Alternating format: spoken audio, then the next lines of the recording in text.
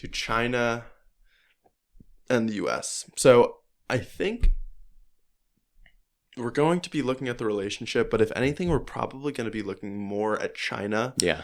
Because I don't think it's a lot to say that our audience is going to be more familiar with American ideology. You think? Yeah. So we want to get into what is China's governmental ideology? How has it been developing over the past several decades? What does their economy look like? And then what does the interplay between our countries look How like? do these two ideologies interact with each other on the global scale? Yeah. Okay, so I guess we should start with kind of overview stuff. China is the most populous country in the world. It has over 1.4 billion people. India recently passed them. Did it? Yeah, a couple days ago. A couple of days ago? Maybe a week or two ago. I really thought I checked it. Okay. China is very close to the most populous. It has over 1.4 billion people. Yes. It has the second highest GDP in the world, which is really what puts it at this level of like seeming to be it is the other competing world power with the US. So China's GDP in 2022 was 14.72 trillion. America's was 20.78 trillion. Mm-hmm. It is led by Xi Jinping. It is under communist rule, and what our author argued is that it is totalitarian rule. Right. And that means that the Communist Party has control over all aspects of the country. The government, the economy, surveillance of citizens, anything you can really think of, the government has a hand in. Mm-hmm. What has happened, and I'm jumping whenever because I'm not super organized with my ideas here. Yeah. Where she is right now is essentially complete consolidation of power. Yeah. He kind of has this cult of personality where he doesn't even have dissenting voices around him. This is really a one-man dictatorship. Mm-hmm. Which, again, obviously distinct from American ideology. But I think that's perfect to encapsulate what China is at right now in their ideology, because China at its foundation, the People's Republic of China, was a deeply ideological project. Deeply ideological, with Mao Zedong fighting revolutions in the mountains and, going around designing such bad policy around his ideology that millions of people die. He was so committed to his ideology that he was starving people. Okay. That's how committed he was to this. Yeah.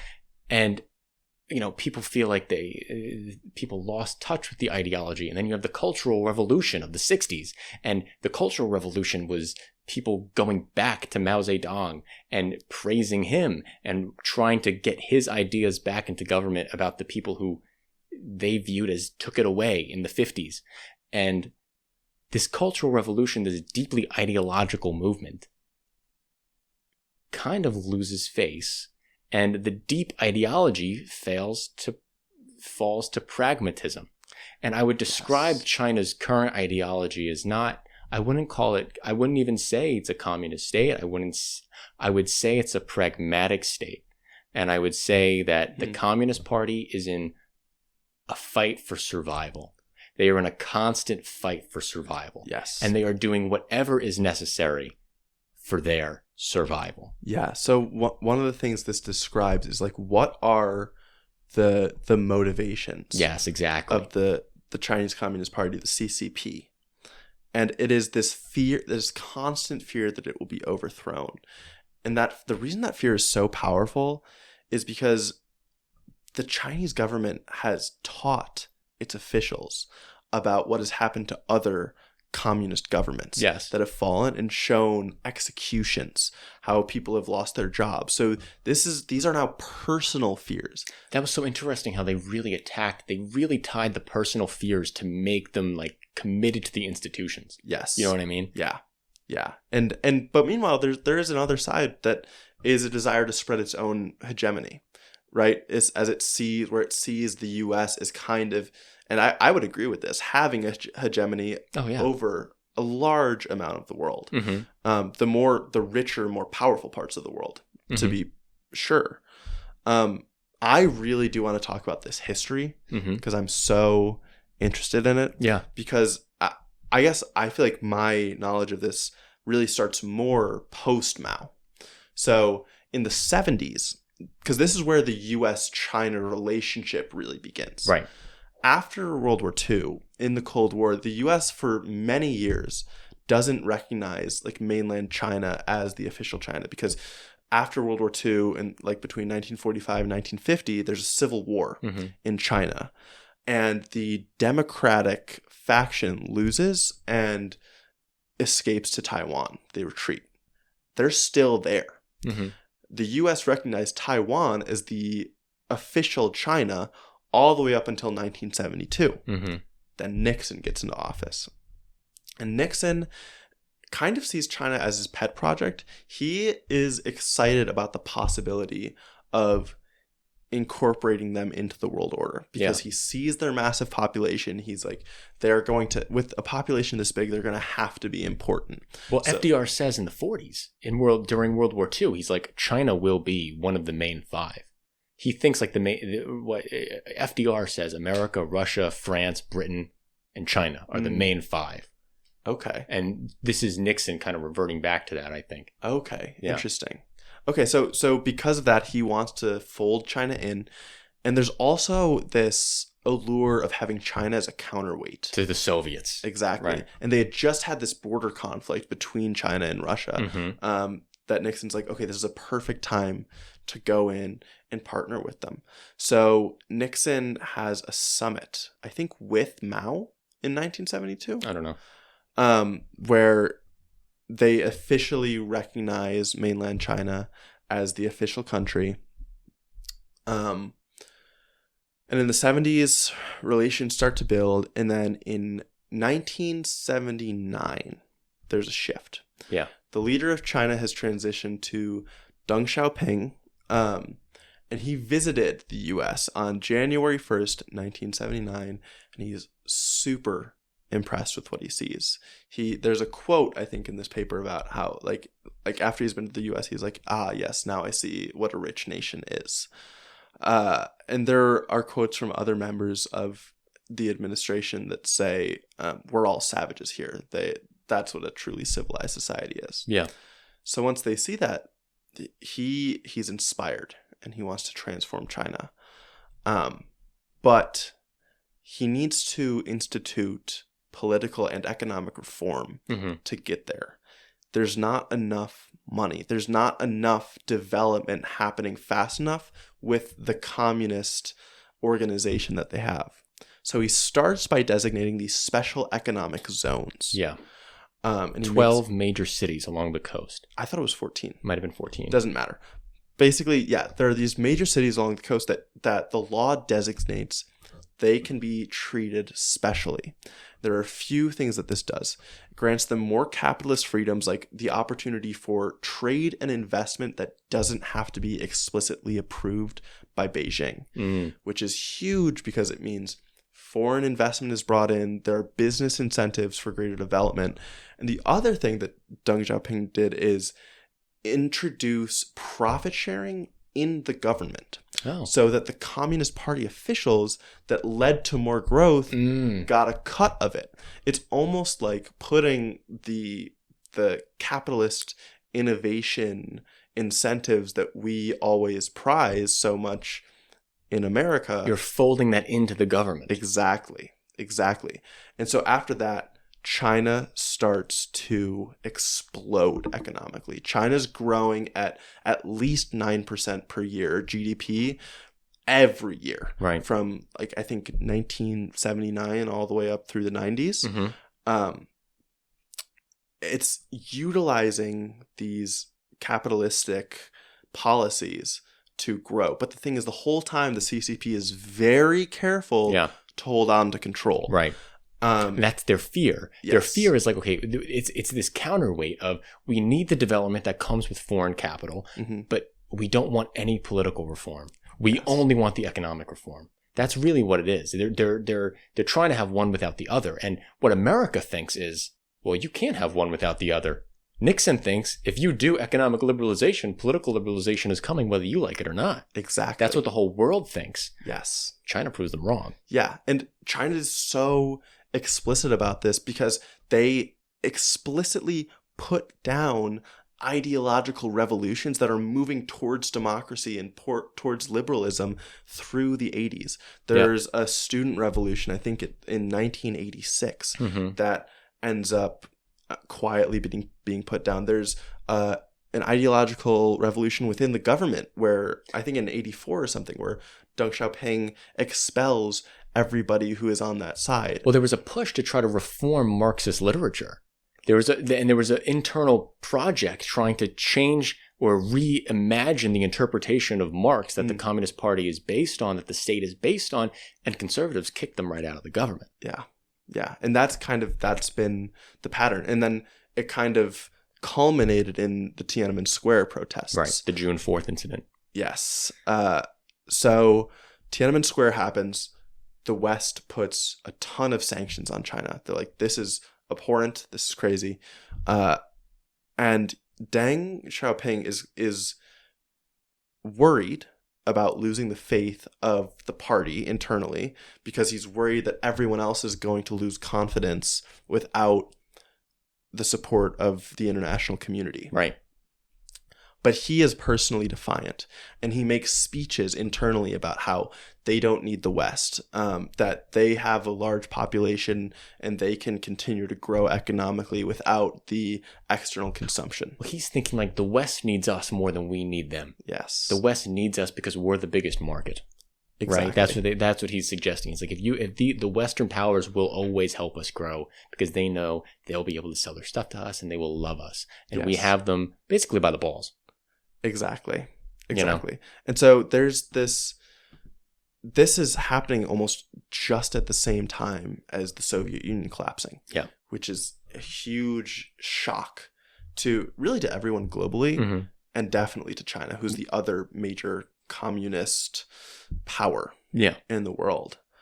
And so this is when Deng Xiaoping starts emphasizing a policy of what is the English translation is kind of waiting or hiding the fact that we bide our time.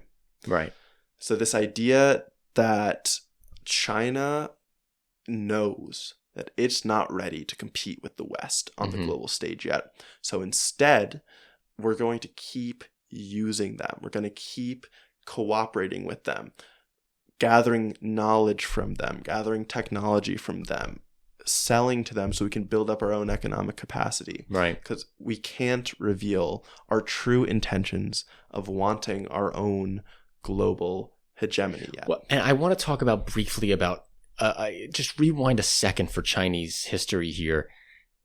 China was cut up and carved up by the imperial powers in the 19th century and the 1800s. And Britain was going in there and killing people to sell their opium. And we think about the 19th century and the 20th century as the age of British hegemony, the age of American hegemony. And maybe we call that Pax Americana, the American peace, or Pax Britannica, the British peace. China has a name for that century too. Do you know what that name is? No. They call it the Age of Humiliation. Wow. They are done with the Age of Humiliation. In Mao Zedong, in Xi Jinping's recent speech to the Party Congress, he explicitly stated the age of humiliation is over. And when we talk about how Deng Xiaoping is talking about biding our time, China, it is now time. Yes. So Deng Xiaoping is waiting. He's like, we're in the oven right now. Right. We're going to get out of this age of humiliation. Yes. I have a quote right here from the paper that I want to read. I feel like I should read because I put it on my notes, and so it's probably good. Good. So this says, if China wanted to enter the international economic community and use the world market to increase its national power, China could only achieve this by acting softly, lowering its posture, and keeping a low profile in dealing with the U.S. and the Western world. In other words, China must deceive the West by hiding its long-term strategic goals, pretending to be weak and harmless in order to take advantage of Western markets, technology, capital, and talent, while waiting for the opportunity to strike back and win the ultimate war. This was an ancient strategy that Chinese emperors and kings had used many times in the past. Wow. I feel like that sums it up super well. Definitely. This point, and I think they've done it very successfully. I think, yeah. And there's this... We've given them their superpower status. She talks about how we welcomed them into the World Trade Organization. And what a mistake. Yeah, it's not only that we have allowed so much private investment in China, but we let them into the World Trade Organization to really kind of oil the gears on their integration into the economy. And these quotes from Clinton and Bush, I also want to read out. I wrote those down too. Okay, these are perfect. Yeah, they are. Clinton said, "By joining the WTO, China is not simply agreeing to import more of our products, it is agreeing to import one of democracy's most cherished values, economic freedom. The more China liberalizes its economy, the more fully it will liberate the potential of its people, their initiative, their imagination, their remarkable spirit of enterprise, and the genie of freedom will not go back into the bottle." Then Bush said, "Economic freedom creates the habits of liberty, and habits of liberty create expectations of democracy. Oh my God. Trade freely with China, and time is on our side." That is so unbelievable to look back on. Arrogant. Arrogant. So naive. The thought that democracy just needs to be the end point. And you know what's so funny? How we think about the communists as the ideologues. Those are the most ideological driven statements I've ever heard in my life. Yeah. That is deep. That is like religious. That is like religious devotion to faith here. Yeah. And like was that written in Adam Smith? Yeah, right? Yeah. I just can't believe that was what the position was. And it was so incorrect. And China's ability to be a pragmatic state really just unbelievably, it makes itself so much more nimble and flexible. Yes. And in the long term, strong, because it's going to be able to do the things that are necessary. And the state is organized in a way that it doesn't have these ideological barriers to it, where that America does. True. I mean, it has ideological barriers in that, they're not going to allow democracy to infiltrate, but because of Xi's unilateral power now, they can pivot like that. Exactly. And I think usually there's this idea that totalitarian governments are going to be weaker because there's not going to be as much innovation or difference in ideas. Right, because when there's no dissent, there's no one to tell the guy no when he's obviously wrong. Exactly. But one thing about the current structure of the Chinese government is that the provincial governments are incentivized to experiment. Right. And to be different. And they do. And then she can go in and nationalize those policies. And the other thing is that, there has been a recent change here where so COVID happens. Oh, and yeah, that even was huge. With COVID, there have been changes because China went with their zero COVID policy, and they were like, okay, we're going to prioritize just getting the fewest people infected. Mm-hmm. And then there were massive revolts. And those were unprecedented against the Chinese Communist Party because Tiananmen Square, right? It doesn't seems happen. Foolish to do that. The crazy thing is they worked, and they worked fast. She saw the protests and almost immediately reversed the zero COVID policy, which is frightening in a way because it means that, okay, it's not just one dictator one ideologue who's right. He's not Mao, That's right? Exactly he's not right. going to starve his country. Exactly right. Yeah, he's exactly going to try to win still. Yes. He's not. He is in it for the power game, and dealing with a guy who's in it for the power game like this, not committed to an ideology. There's less things that you can get him on. You know what I mean? There's less things for you to convince the people to fight against him for if he's gonna just do the right thing. Yes. And the right thing is a hard word to say, because is it the right thing to have a surveillance state and have a social credit system? I don't think so. That's the thing. It doesn't matter if we think it's the right thing because His people think it's the right thing. And he establishes that through continuing to have this surveillance state, to control the media and the internet, to control the education system, to constantly push this propaganda of the power of the Chinese state and the enemy, the envious West that wants to hold China down to prevent its rise, even though China's doing nothing to infringe upon the freedoms of the West. And that's what I think is so interesting now is China really is becoming a very nationalist state. Oh, yeah. And that's kind of new. That's a kind of a new thing. I mean, Marxism is distinctly opposed to nationalism. To be a Marxist is to be an internationalist, to be an anti-nationalist, to be a Marxist.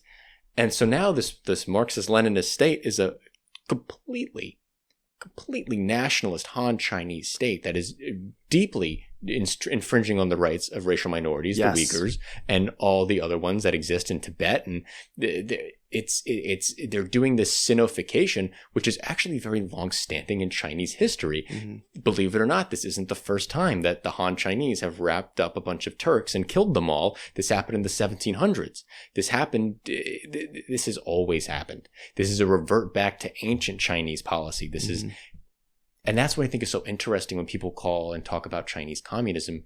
This is really Chinese pragmatism. And I'm going to make that point over and over again whenever we talk about China. Good. Please do.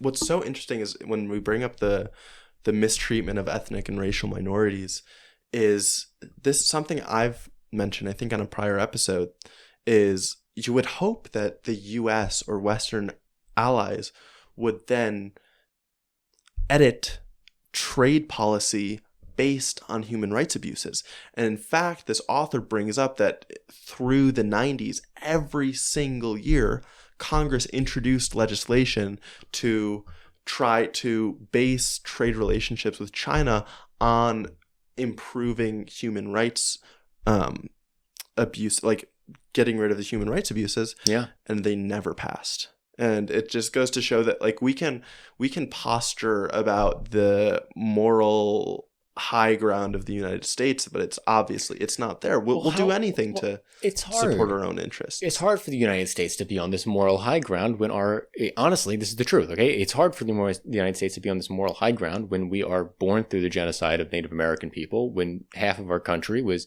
deeply embedded into the institution of slavery for the country's foundation.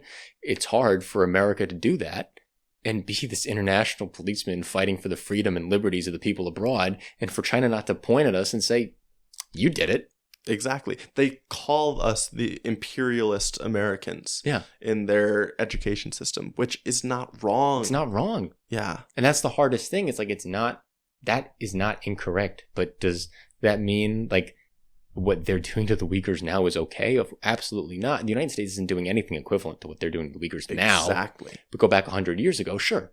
Yeah. But that was 100 years ago. But this is why the conversations are difficult on an international level, where the United States people don't think the U.S. has a leg to stand on. Yes. Because of our history. Exactly. Well, and this reminds me of like the communication that now happens about climate change and how we'll point the finger at China for being the world's largest greenhouse gas emitter. But really, it's like that was us 50 years ago. And all that's really happened is that China has always just been lagging about 50 years behind us. Yeah. So it makes sense. And also, I mean, this is another thing. When you do emissions per capita, the United States emits more than China when you do per person in the country. Yeah. So I think that I just what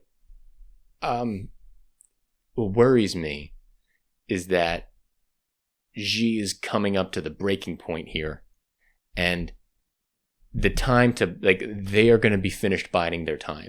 Yeah. And they're about to explode. So yes, I totally see that. I want to talk about a few, like a little bit more of this rise, and I think we've covered most of it.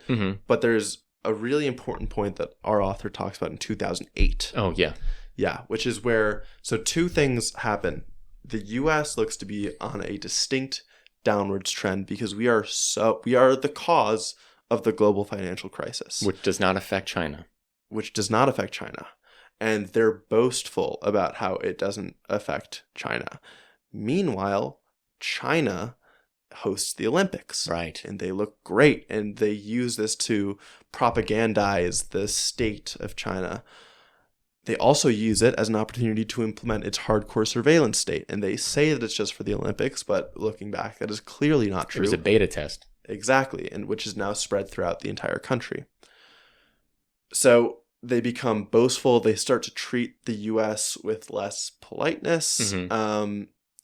And it's really started what you were kind of describing as a more aggressive, domineering, and arrogant tendency for China to project. It's projecting this idea that China will be dominance. It's projecting Chinese strength. I think a big moment for that is in 2021 when Anthony Blinken meets with a Chinese representative in Alaska, and they have it out, and the Chinese counterbalance to Anthony Blinken really looks like an equivalent. No longer is there even the feeling of an inferiority on the Chinese side. It is a equivalent / a younger brother who just started lifting weights. Yeah. That's how the meaning turns out. And there's a massive shift in how China sees itself and what it needs to accomplish. But the main thing that I want to with China, wait, do you have any more on the rise? No. Okay. So the main thing I want to talk about with China's explosion is they're forced to explode within the next 5 to 10 years. Yes. They don't have a choice because China messed up with their one China policy. One child policy. And they don't have the population to do this at any other time. China will have a population of around 750 million by 2100. Yeah. And that's about half of what it has now. The country is going to have half of its current population. And it doesn't have a good immigration system, so people aren't going to China. It's going to lose half of its population. This is the last time it's going to have military-aged men, enough of them, to fight a war with the West, to fight a war to take Taiwan. This is the last time that they're going to be able to do this for 150 years. And to avoid another age of humiliation, China, I think, will do anything. And they will not go back into being second place. They will not do, and if they do it, they will not do it quietly. So this is where we get into this idea of a Thucydides trap. Yes. And this is so scary. This is scary because this is also the exact rationale for Russia's invasion of Ukraine. The exact same one. The exact same thing. Because Russia has also been facing demographic collapse.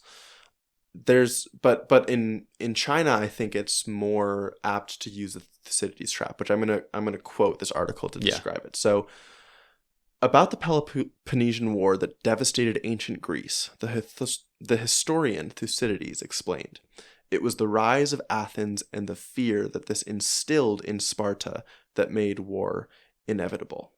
Over the past 500 years, these conditions have occurred 16 times.